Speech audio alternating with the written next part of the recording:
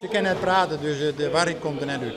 Nee, wij reedrieders gaan in gesprek met Is. Ja, maar de Ties praat ik net weer waarom.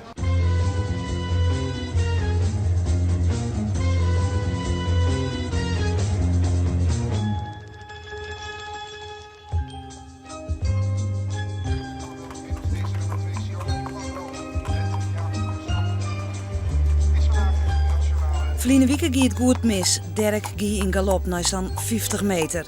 Maar nu krijgt er zijn revanche.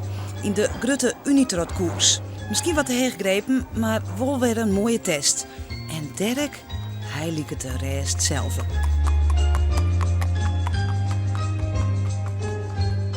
Dit is zeer relaxed. Ja, hij zit er nog vlakbij. Maar die wordt wel gewoon beter in het voorrijden dan vorige week. Dus de hoop is goed gestemd. Dat jou te borgen moet. Wij kennen vanzelfs de uitspraak met het is in gesprek in. Maar kijk mijn hinder in gesprek. Hoe kan je nou in gesprek met een hinder?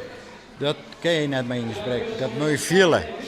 Als je erachter zit, dan viel je op een gegeven moment. Kijk, een vriend wie verraste het me helemaal. Want ik helemaal net verwachten wat het je ding. En, maar nu viel het er goed aan. Ja. Maar daarom kan het nou wel mislukken. Maar goed, ik ben optimistischer als vrienden. Een kwestie van gevoel. En dat gevoel is goed. Dus Het zal hebben.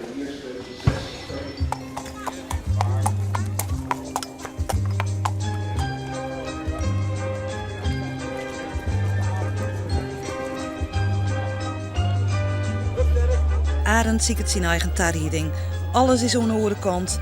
Arend hielendal alleenig, mooi us Dirk. En dan gaat het om.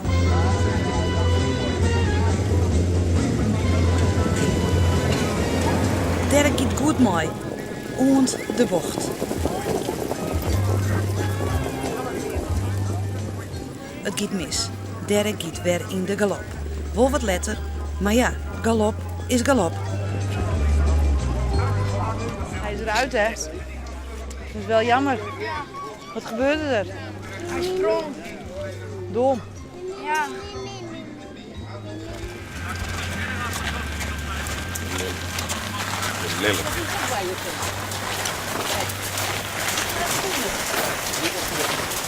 Ja, ik ben lelijk.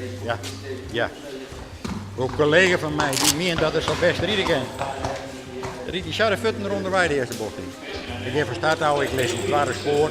En dan zit hij hier aan de boetekant, ik ga steeds verder naar binnen, steeds verder binnen. En ik ga mij naar binnen, maar op een gegeven moment ken ik naar binnen, want dan zit ik buiten de baan.